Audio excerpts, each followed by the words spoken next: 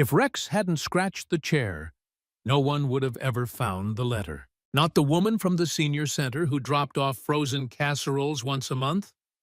Not the mailman who knew to honk twice and never expected a wave. Not even the local reverend who still dropped off sermon flyers in hopes she'd one day come back to church. And certainly not Officer Cole Jennings, until that Friday morning. That was the moment Rex, a canine German shepherd, with a nose for things most people can't even imagine, changed everything. But it didn't start with a mystery.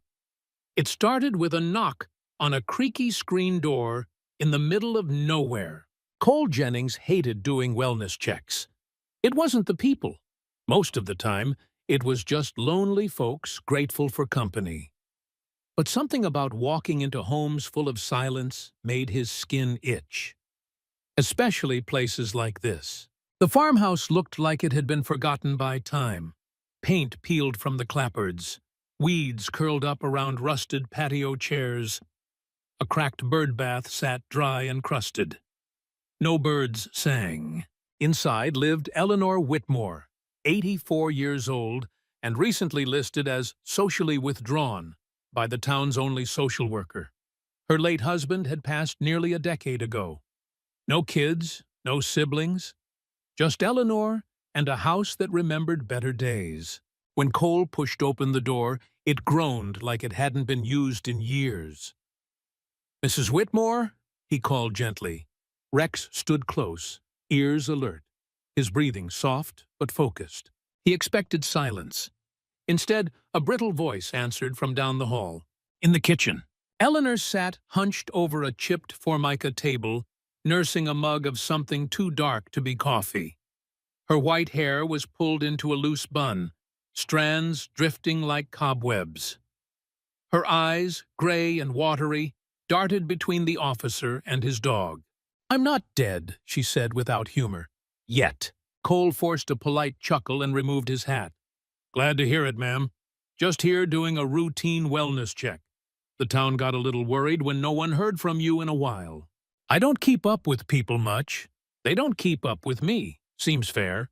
Rex sniffed at the corners of the room, tail stiff. He gave a low whine and padded into the living room. "You need anything, Mrs. Whitmore? Food? Medication? Help with errands? I need people to stop bothering me. That would be help enough."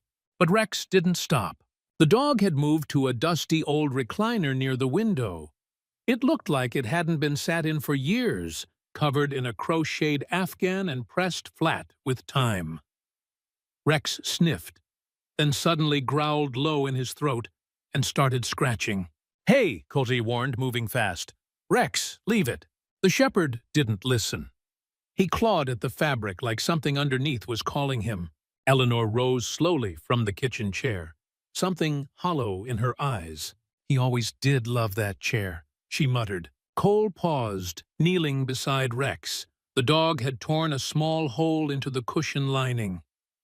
He reached in and pulled out a folded, yellowed envelope, sealed but never mailed. The name, "To whom it may concern," was written in careful cursive on the front. Cole glanced at the old woman. "You know what this is?" She didn't answer. Inside the envelope was a letter, written in trembling but determined handwriting. Cole skimmed it while standing in the quiet room, the sound of the old clock ticking louder than it should have.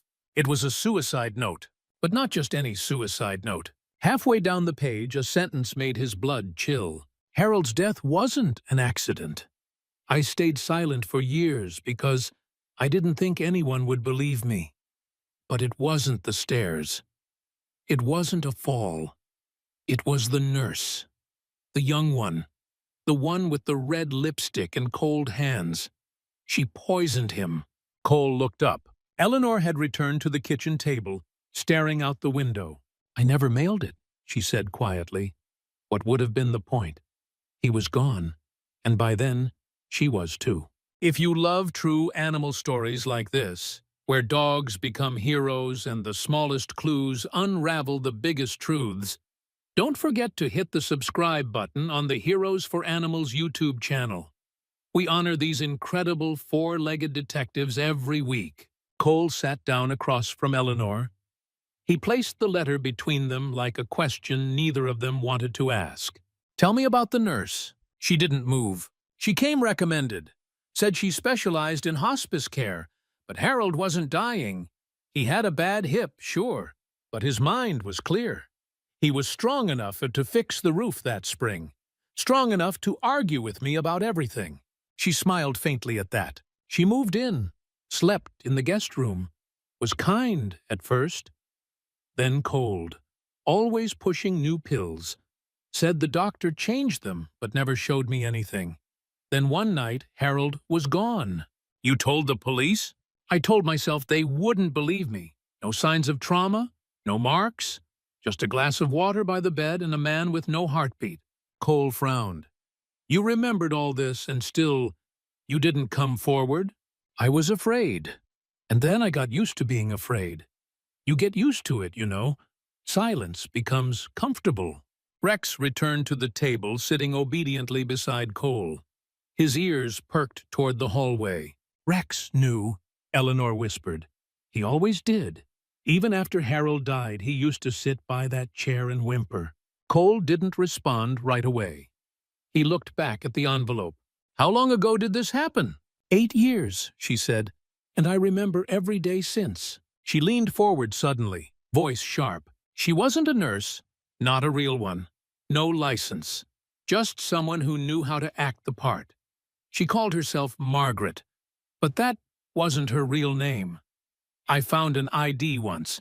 It had a different last name." "You still have it?" "No, she caught me with it. That night, Harold died." The house felt colder than when they entered. Cole took a slow breath. This wasn't a wellness check anymore. This was a crime scene. One with dust on the bones and truth trapped beneath fabric and fear. He looked again at Rex, now calm, almost satisfied. "Do you remember what that ID said?" he asked. Eleanor looked at him. "I remember every word."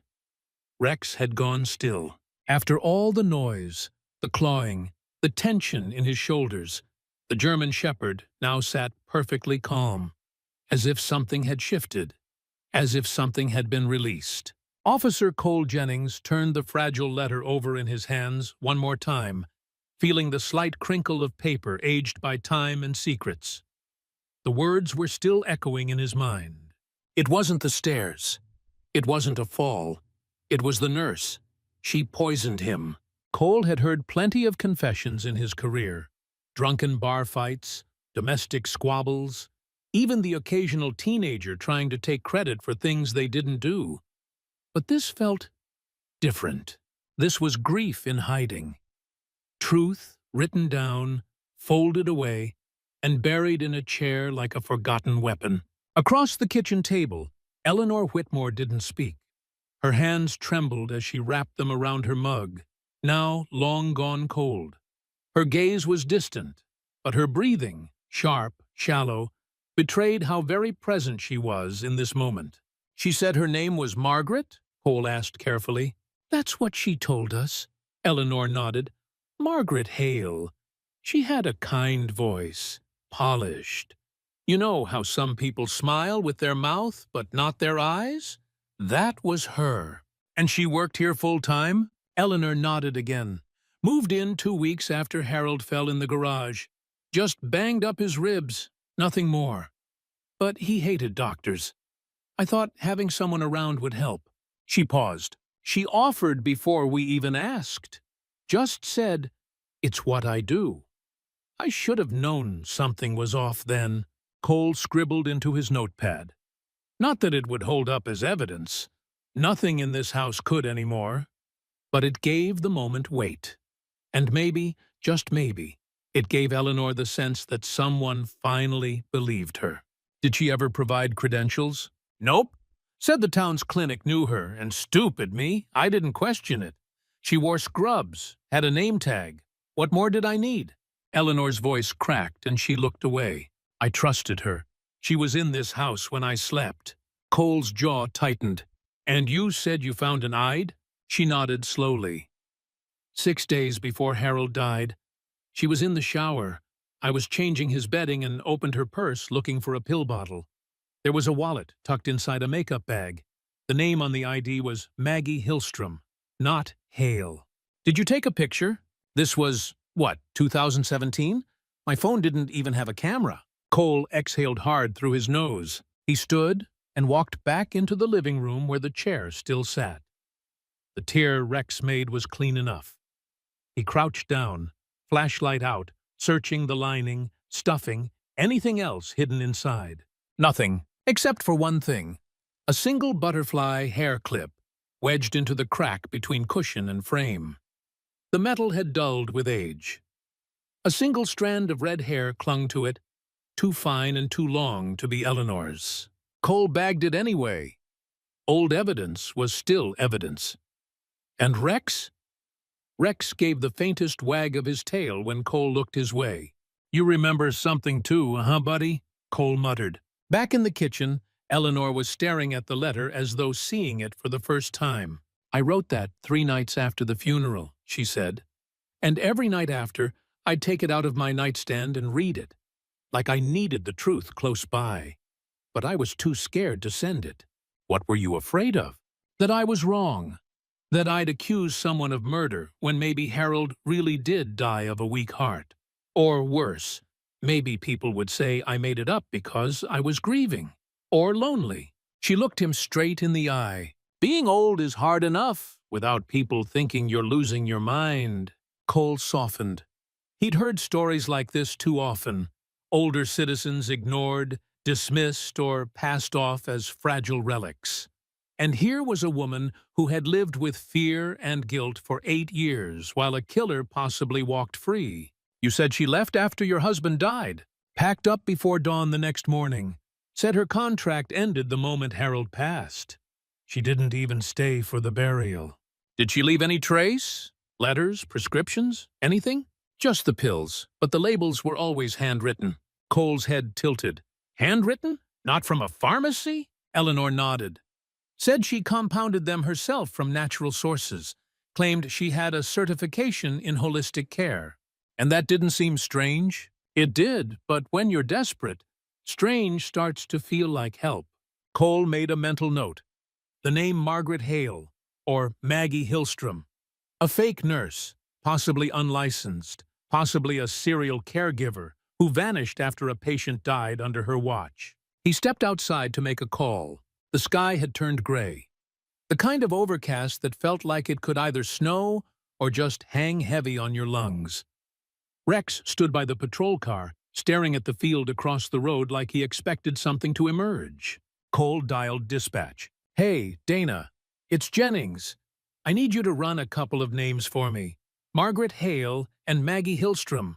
Look for aliases, nursing licenses, anything tied to elder care. Also, cross-reference with suspicious death reports going back at least 10 years. "Copy that," came Dana's voice. "You got a location or town to start with?" "No idea. She may have moved around a lot. We'll start casting the net wide." "Got it. I'll get back to you soon."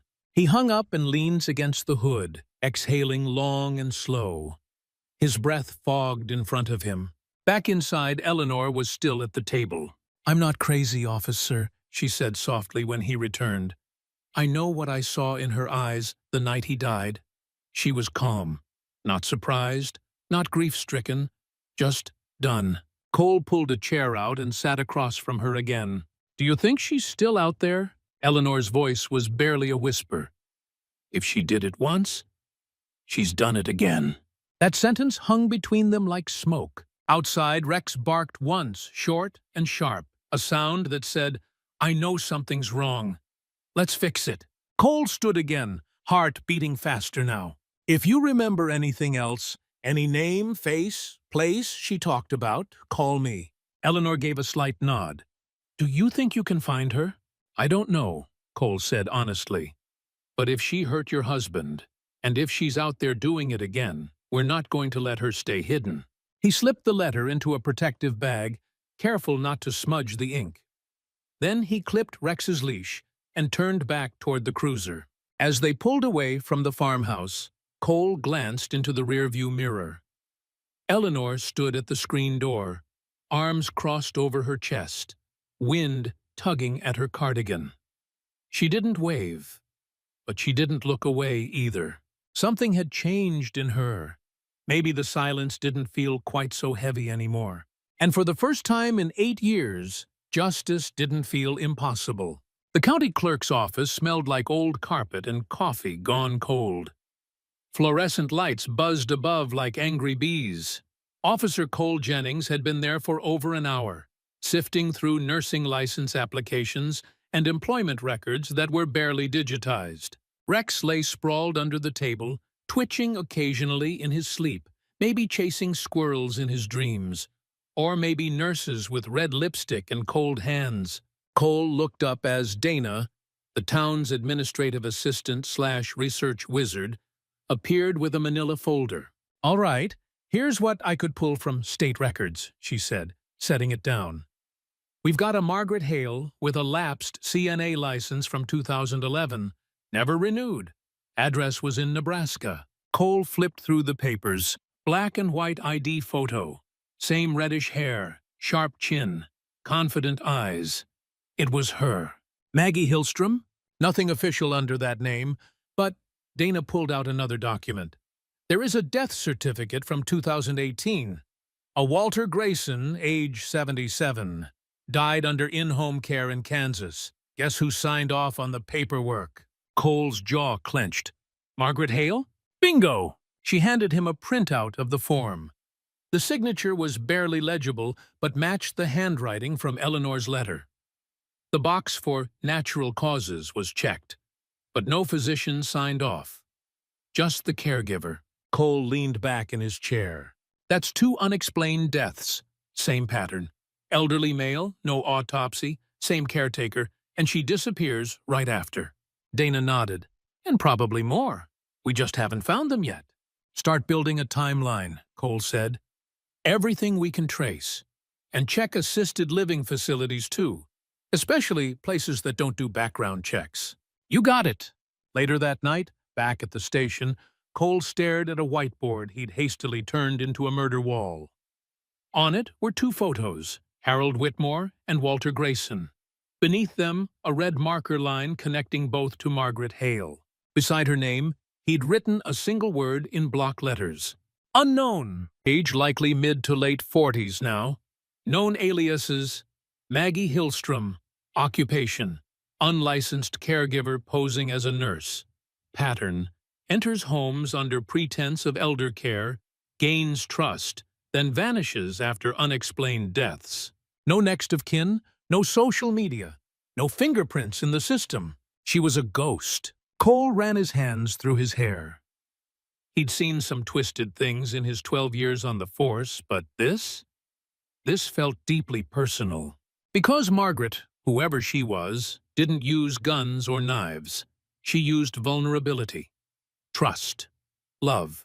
And people like Eleanor had lived with the aftermath in silence. Rex barked suddenly from the corner of the room, snapping Cole back to the present.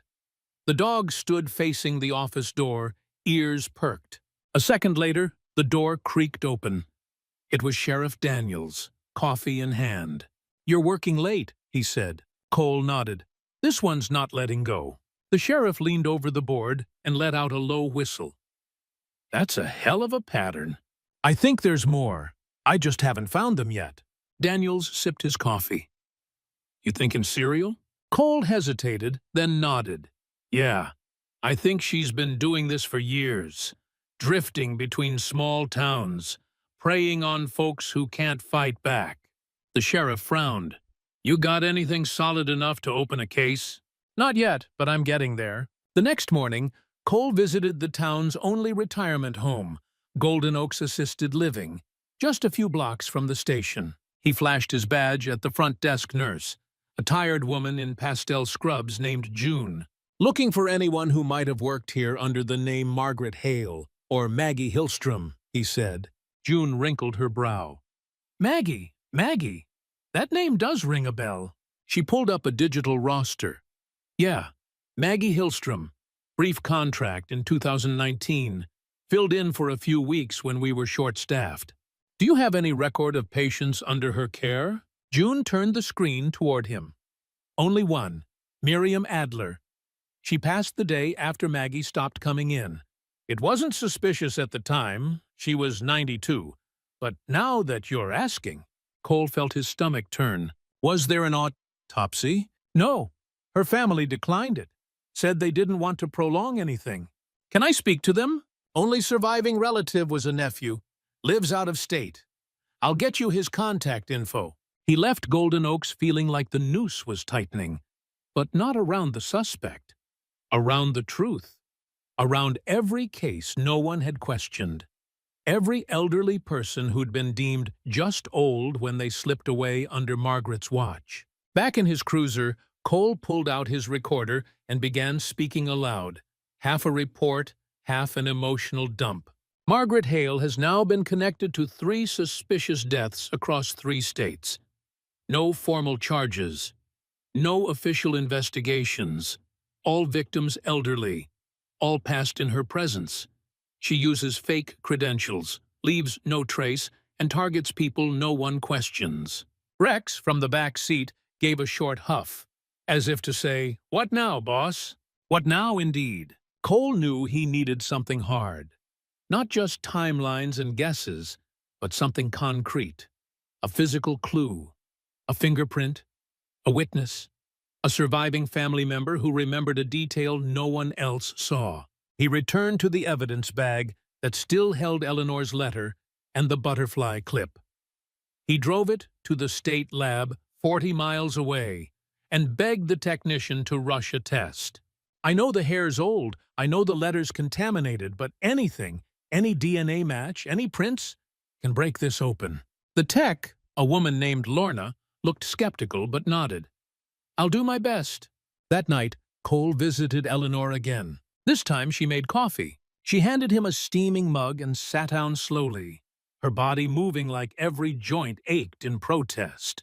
You look tired, she said. He smiled. You don't look so bad yourself. A moment passed. I've been thinking, she said softly, about how quiet this house got after Harold died. Not just the silence of missing him, but the silence of not speaking, of swallowing the truth every single day. Cole nodded. You shouldn't have had to carry it alone. I did it to protect myself, but all it did was let her keep going. She opened a small tin from the shelf behind her and pulled out a photograph. This was taken 2 nights before he passed, she said, handing it over. Cole studied the photo. Harold, smiling in his robe, a birthday balloon in the background. And standing behind him, off to the side, was a woman in scrubs. Her hair was up. She wore red lipstick. Her name badge was partially visible. H! She always avoided pictures, Eleanor said, but I snuck this one in. Cole's pulse jumped. This was the kind of thing that cracked cases wide open. He gently slipped the photo into an envelope and labeled it. Thank you, he said. When he returned to the station, Dana was waiting. I found something, she said. Cole raised an eyebrow. A private elder care facility in Missouri. Quiet place, no website. But they posted a Craigslist ad 2 weeks ago for a live-in nurse. Guess who responded using a Gmail account traced back to a burner phone purchased in Kansas? Cole blinked. You found her? I found where she might be. The storm hit just after midnight. It wasn't dramatic. No lightning strikes or thunderclaps. Just a slow, relentless downpour that tapped at the windows of Eleanor Whitmore's farmhouse like fingers drumming on glass. The kind of rain that made old houses creak and memory-heavy rooms feel heavier. Eleanor sat in her recliner, the same one Rex had clawed open days ago. She hadn't sat there since Harold died. But tonight it called her, not for comfort, for reckoning. Across her lap sat a thin stack of paper, letters she'd written over the years but never mailed. Not just the one Rex had found, others too. One was addressed to the sheriff, one to her sister-in-law, one to a woman named Ruth, who used to live 3 doors down and moved after Harold's funeral. They all said the same thing, in different ways. I saw what she did. I just didn't have the strength to stop her. When Cole knocked on the door that morning, she didn't answer right away. He waited, unsure if she'd retreated again into that quiet shell of self-preservation. But then the knob turned, and there she was, smaller somehow, thinner maybe, but with eyes sharper than he'd seen before. "I knew you'd come back," she said. "I have an update," he replied, stepping inside as Rex gently brushed past her. "And a question." She led him into the kitchen, where a kettle was already whistling. Her hands were steady this time. "Dana found a listing," Cole said. "Small private care home in Missouri. No website, no oversight. The kind of place people go when they don't want to be found." Eleanor poured the tea. "She's there? Looks like it. Responded to an ad under a different name. We're working on surveillance." Eleanor sat down across from him, hands folded. "And the question?" Cole hesitated, then, "Why didn't you fight harder back then?" The words weren't cruel. He wasn't accusing, but they hung in the air like a dare. Eleanor looked down at her tea. "Because I was afraid of being old, officer." She said it like a confession. "Afraid no one would believe me. Afraid of being that widow who ranted about poison and red lipstick while people nodded politely and changed the subject. Afraid that if I said it out loud, it would make it real. And then I'd have to live with the fact that I let her in my home." She looked up, eyes wet. "And mostly, I was afraid I wanted to believe it was an accident. Because the alternative? That's a shadow you don't shake." Cole didn't speak for a moment. "I get that," he finally said. "I do.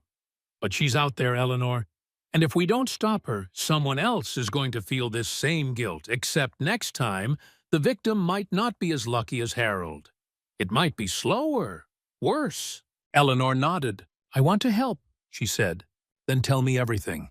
Not just the facts, the things you've buried, the details you skipped because they didn't feel important."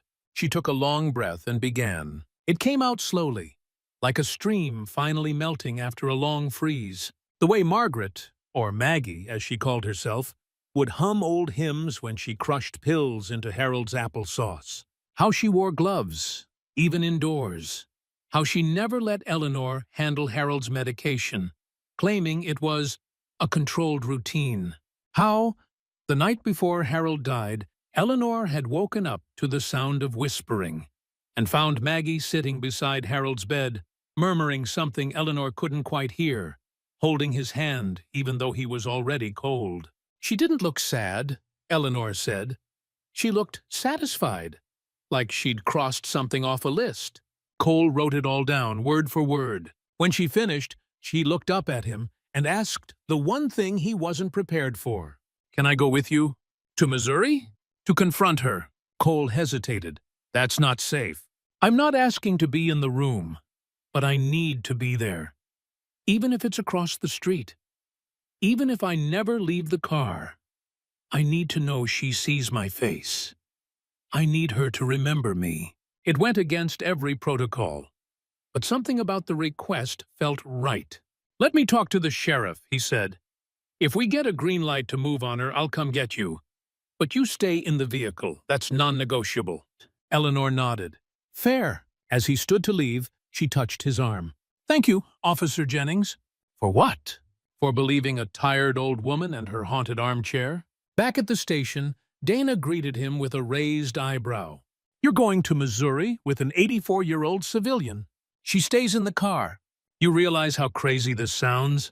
Not as crazy as letting a serial poisoner keep slipping through our fingers." Dana handed him a file. "Well, lucky for you, Missouri State Police is willing to assist. They have a plainclothes officer already tailing the house. Surveillance results? She's there. Lives in a converted farmhouse. 4 clients in residence, all men, all over 70. Cole clenched his fists. "We move tonight." He picked Eleanor up just before sunset. She was waiting on the porch with a bag packed and a scarf tied under her chin, like an old road trip photo from the 1950s. Rex hopped into the back seat, as usual, tail wagging slightly. They drove in silence for a while, the miles ticking by like the slow chimes of a grandfather clock. About halfway there, Eleanor spoke. "You know, Harold used to love road trips." Cole smiled. "You two go far?" "Once took an RV down the entire Pacific Coast Highway. Got lost near Big Sur." He was furious. I thought it was the most romantic thing that ever happened to us. She looked out the window. I never thought my last trip would be chasing a ghost. They arrived in the early hours, parked behind a county cruiser across the road from a plain white house with yellow shutters and a porch light that never blinked. "She's in there," the officer whispered. "Name she's using is Melinda. Clients call her Miss Mindy. She doesn't allow visitors or mail." Cole handed Eleanor a pair of binoculars. She raised them to her eyes. Her breath caught. "That's her." Cole radioed the command. "Go!" The takedown was fast, quiet, professional. Two plainclothes officers went to the door. One posed as a gas worker needing access. She opened the door in scrubs, red lipstick, gloves. They moved quickly. She didn't run, just blinked once, then smiled. "I knew it was too good to last," she said. Inside the house were four men, confused, drowsy, and malnourished. In her nightstand drawer, officers found several pill bottles with no labels, and another letter. "To whom it may concern." Cole stood across the street with Eleanor, watching as they escorted Margaret Hale into a patrol car. She looked up once and saw Eleanor. Their eyes met. Something passed between them. Margaret didn't speak, didn't flinch. Eleanor stepped forward just an inch. "You remember me now?" she whispered, even though the glass window was up. Margaret blinked, then looked away. Back at the station the next morning, Cole wrote his report. Subject: Margaret Hale, a.k.a. Maggie Hillstrom, a.k.a. Melinda Graves. Charge: suspicion of multiple counts of elderly abuse, neglect, and homicide. Evidence: testimony, illegal pharmaceuticals, letters of intent, witness identification. Lead officer: Cole Jennings, K9 unit, Rex. He looked down at his dog. "You're a damn hero," he muttered, scratching behind Rex's ears. "And that chair's never going to feel the same again." Rex licked his hand in agreement. They say the past never stays buried. But for Officer Cole Jennings, it was starting to feel like this case wasn't just about the past. It was about everything that slips between the cracks when no one is watching. When someone like Margaret Hale learns how to move unnoticed, when justice is something you keep folded up inside an armchair for 8 years, hoping someone else will find the strength you never had. And now, the strength had finally come. 2 days after the arrest, the small town of Maple Glen felt oddly still. The summer air hung heavy with humidity, and cicadas screamed from the treetops. But inside the precinct, everything was moving fast. Margaret Hale, a.k.a. Maggie Hillstrom, a.k.a. Melinda Graves, was sitting in county lockup. No confession, no resistance, just silence and that cold, unreadable stare. She had asked for a lawyer, then she'd asked for a Bible. And then she stopped asking for anything at all. Cole stood in the evidence room, staring down at the growing file. Photos, pill bottles, handwritten labels with dosages no doctor had ever approved, and more letters, some saved, some never sent. One especially stood out. It was dated nearly 12 years ago, addressed to Sister Margaret Hale, Home Companion Nursing Services in Indiana. The sender was a man named Daniel L. Breyer, now deceased. The letter was short, just 2 lines. She was peaceful, just like you said she would be. Thank you for everything. If you ever need a reference, you have it. Cole handed the letter to Dana, who had spent the last 72 hours neck-deep in archived death certificates and false credentials. "Pull everything you can on Daniel Breyer," he told her. "Neighbors, family, how his mother died, who saw her last." "You think he helped her?" "I think he might have been her first." Dana raised an eyebrow. "Her first victim? Her first believer?" Meanwhile, the lab had called back. The hair found in Eleanor's chair matched 2 partial strands discovered on an old comforter taken from the Missouri care home. Both samples were consistent with Margaret Hale. And more importantly, the butterfly hair clip had one clear fingerprint. It matched the print Margaret gave during booking. It was a small piece of plastic, dulled with time, forgotten by its owner, but it had remained quietly tucked beneath a cushion, waiting for someone like Rex to sniff it out. Proof, finally. Cole took all of it to the district attorney. They sat in a quiet office that overlooked Main Street, where kids still rode bikes and old men still read newspapers on benches like nothing bad ever happened in this town. The DA, Marcia Cullen, reviewed the file with her glasses perched on the tip of her nose. 8 victims, you said? Confirmed. 4. But we've got at least a dozen more we're connecting through hospice care records, handwritten prescriptions, and aliases she used across state lines. Cause of death? All listed as natural, but the patterns line up. Each one had a rapid decline in health after she took over. None were seen by a physician in the days leading up to their deaths. Marcia sighed, then looked him in the eye. You've got enough to indict her, Cole. Maybe even press for federal charges if she crossed state lines with intent. She didn't just cross state lines, Cole said. She built a career out of silence. She preyed on isolation. That evening, Cole drove out to Eleanor's farmhouse. He hadn't planned to visit again so soon, but something about the light that spilled across her front porch felt like it belonged in the story.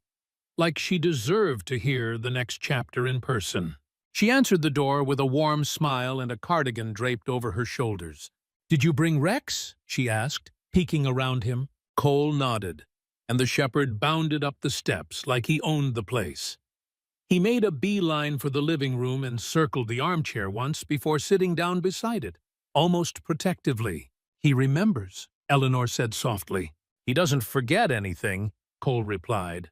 They sat in the kitchen again, sipping iced tea this time, because Eleanor insisted the heat didn't care if you were young or ancient. It would flatten you just the same. Cole pulled a photo from his folder. This man's name was Daniel Breyer. His mother passed in 2011 under Margaret's care. She left behind no heirs, no medical records, just a thank you letter from Daniel that makes it sound like he was grateful. Eleanor stared at the photo for a long time. "I've seen that face," she whispered. "Not here, not in person. But I remember seeing a picture in her bag once.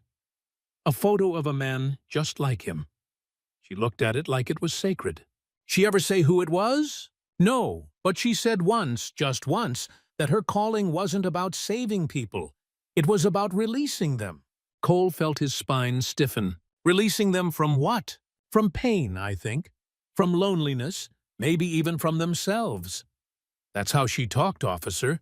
Like death was a service, not a sentence." Cole left her house with a notepad full of new clues and a gut full of unease. Margaret Hale hadn't just murdered, she believed she was helping. That's what made her so dangerous. She wasn't a sadist. She wasn't greedy. She was convinced she was doing the right thing. And people like that? They don't stop unless someone makes them. The next morning, Cole sat across from her in the interview room. It smelled of disinfectant and tension. Margaret wore no makeup this time, no lipstick, no gloves, just the same eerie calm. "You've been charged with 4 counts of homicide and multiple counts of fraud," Cole said plainly. She nodded once, as if it were an exchange of pleasantries. "We have your fingerprints on the hair clip. We have the letter from Daniel Breyer. We have testimony from multiple witnesses." She tilted her head. And we have a dog that found the letter you never meant anyone to read." Margaret smiled faintly. "Ah yes, the shepherd. You remember him?" "I remember all of them. The dogs. The ones that growl when they know something the humans don't." Cole leaned forward. "You think what you did was merciful?" "I think most people are afraid to say what they really want at the end. They wait too long. They whisper it when no one's listening. I just listened better." "That's not mercy, that's murder. That's perspective." He stood and left without another word. Outside, Rex was waiting by the cruiser. Cole knelt beside him, resting his hand on the dog's head. "You cracked it open, buddy," he murmured. "You dug up the past when no one else would. And now, she's going to pay." Rex gave a quiet huff of approval. That night, Cole pinned a new photo to the board in his office. It was a picture of Rex beside Eleanor's chair. the torn cushion still slightly open. A reminder of where it all began, not with a witness or a call or a tip, but with instinct, the kind that only dogs carry. And for the first time in a long time, Cole let himself believe that justice, though slow and fragile, was still possible. It was just past 7:30 a.m. when the call came through. Cole Jennings had been halfway through his first cup of coffee. Black, lukewarm, and just strong enough to make his bones feel less tired. He hadn't slept much. Ever since Margaret Hale had been taken into custody, his brain had been caught in that strange space between relief and unrest. Rex, as usual, was curled under the desk, head resting on a tennis ball he'd long since chewed the fuzz off. The phone buzzed once, twice. Then it rang. Jennings. The voice on the other end was Dana's, and it was tight with urgency. "We just got a call from a woman in Kentucky. Her father died under hospice care last year. Name of the nurse? Melinda Graves." Cole sat upright. "Another one?" "Yeah. And get this. She has a diary. Her father wrote about how his angel nurse always wore gloves, red lipstick, and called his death a blessed release." Cole rubbed his eyes. "It never ends." "No," Dana said quietly. "But this might be the beginning of the end." They were calling it the Mercy Care case. Margaret Hale's arrest had made the local news within days, but once the story hit regional stations, it spread like wildfire. Within a week, over a dozen families had reached out from 5 different states with eerily similar experiences. All had elderly loved ones under private care. All had been tended by a woman with a different name. All described her as calm, charismatic, and too quick to suggest hospice. And nearly every family had declined autopsies, because grief is a loud thing. It doesn't ask questions. It just wants to move on. The FBI stepped in. Cole sat across from 2 federal agents the following Monday, laying out every file he'd collected, every interview transcript, every grainy photo. He watched as their faces shifted, not from surprise, but recognition. "This woman's a traveler," Agent Ruiz said, "always just ahead of suspicion. She's mobile, low-tech, doesn't leave a digital trail," the second agent added. "She's the kind of predator you don't catch with tech. You catch with people." Cole nodded. "Or with a dog." Rex had become somewhat of a celebrity at the station. Someone had printed out a photo of him next to the torn armchair and pinned it above the coffee maker. Someone else taped a bone-shaped Employee of the Month plaque to his kennel. He didn't seem to care, of course, but Cole made sure he got a second helping of biscuits each morning. What the German Shepherd had sniffed out wasn't just a hidden letter. It was the first thread in a web that had gone unnoticed for nearly 15 years. And now it was unraveling fast. In court, Margaret said nothing. Her lawyer entered a plea of not guilty, but everyone in that courtroom, judge, jury, public, could feel the weight of something larger than one trial. This was about how easily we trust strangers with the vulnerable, about the silence of aging, about how people like Eleanor Whitmore could be dismissed for years until a dog scratched open a cushion and revealed the truth. Eleanor didn't attend the hearings. She didn't need to. But she did write a statement. Cole delivered it to the court clerk himself. The judge read it aloud, her voice slow and deliberate. "My name is Eleanor Whitmore. My husband, Harold, was not just a name on a death certificate. He was a man who built our porch with his own hands, who danced with me in our kitchen when our record player still worked. He trusted Margaret. So did I. And for 8 years, I believed that silence was safer than truth. I was wrong. The day Officer Jennings and Rex found my letter was the day I started breathing again. We cannot bring back the ones we've lost, but we can stop the silence from swallowing anyone else. Let that be justice." Margaret never looked up during the reading. She stared straight ahead, hands folded, unmoved. The jury deliberated for less than 4 hours. Guilty on all counts, 4 confirmed murders, and charges pending for at least 6 others under investigation. Cole sat in the back of the courtroom, his badge heavy on his chest, his heart heavier still. It wasn't joy he felt. It was resolution, and the quiet pride of knowing the chain had been broken. Because of a chair, a letter, a widow, and a dog. Eleanor's farmhouse changed after that. Cole visited every few weeks, sometimes bringing Rex, sometimes just dropping off groceries she didn't ask for, but never turned away. The recliner still sat in the living room, but she had it reupholstered in soft blue fabric. The letter, the clip, and the original cushion were framed behind glass above the mantel. She called it her truth corner. "It's not about holding on to pain," she told Cole one day. "It's about remembering I wasn't crazy. That sometimes the worst thing you know is the thing nobody else is ready to hear." Cole smiled. "And sometimes the one who hears it first has 4 legs and a nose for trouble." Rex wagged his tail like he understood. A year later, the town dedicated a small park bench near the center of Maple Glen. The plaque read, "In honor of the ones who spoke too late, and the ones who finally listened." Inspired by Eleanor Whitmore and Canine Rex, kids played tag nearby. A golden retriever rolled in the grass. And somewhere just beyond the trees, the past rested, finally, with nothing left to claw its way back in. Cole sat beside the bench one evening, watching the sun slip below the horizon. Beside him, Rex laid his head across his lap, eyes closed, breathing slow and even. "What now?" Cole whispered. There was no answer, but maybe that was okay. Because not every story ends with fireworks or headlines. Sometimes it ends with peace, with closure, with a woman who finally slept through the night, and a dog who proved that sometimes the best detectives don't carry guns. They carry trust. Thank you so much for following the full story of the Armchair Clue. If you've made it this far, you've walked every step of the mystery with us, from the first scratch on the chair to the final courtroom verdict. We hope this journey reminded you just how powerful a simple act of listening can be, and how even the quietest voices, human or canine, deserve to be heard. If you enjoyed this story, please subscribe to our channel, Heroes for Animals, for more true and inspired tales where animals help solve the mysteries people overlook. Now we'd love to hear from you. What would you have done if you were in Eleanor's shoes? Would you have spoken out sooner or stayed silent like she did? Drop your thoughts in the comments below.